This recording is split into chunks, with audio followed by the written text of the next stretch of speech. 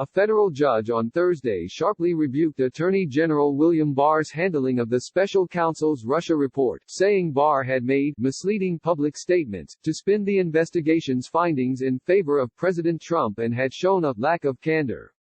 U.S. District Judge Reggie Walton delivered the criticism in a 23-page order in which he directed the Justice Department to provide him with an unredacted version of the report so that he could decide if any additional information from the document could be publicly disclosed.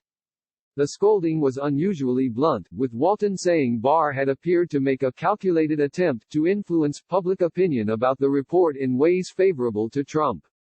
The rebuke tapped into lingering criticism of Barr, from Democrats in Congress and special counsel Robert S. Mueller III himself, that he had misrepresented some of the investigation's most damning findings. The Justice Department in April released a 448-page redacted version of Mueller's report, which examined ties between Russia and the 2016 presidential campaign and potential obstruction of justice by the president. BuzzFeed News and the Electronic Privacy Information Center later sued under the Freedom of Information Act for access to the entire document. In his ruling, Walton said he needed to review the entire document itself because he could not trust that the Justice Department's redactions of the report were made properly and in good faith. The judge said it would be disingenuous to presume the redactions were not tainted by Attorney General Barr's actions and representations throughout the process. The actions cited by the judge include Barr's release in March 2019 of a 4-page summary of Mueller's findings.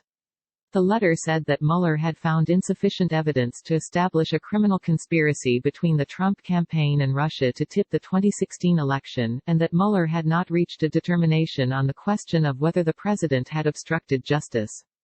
Mueller complained to Barr in a private letter and phone call that he had not adequately captured the seriousness of his report's conclusions.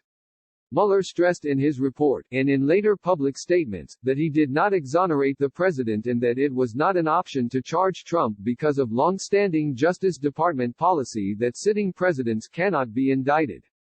Barr, for his part, has defended his handling of the report, calling Mueller's letter to him a bit snitty.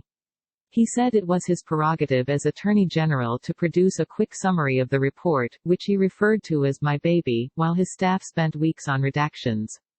In his opinion Thursday, the judge said he struggled to reconcile Barr's public characterizations of the report, which included his statement that Mueller found no collusion between the Trump campaign and Russia, with what the document actually said.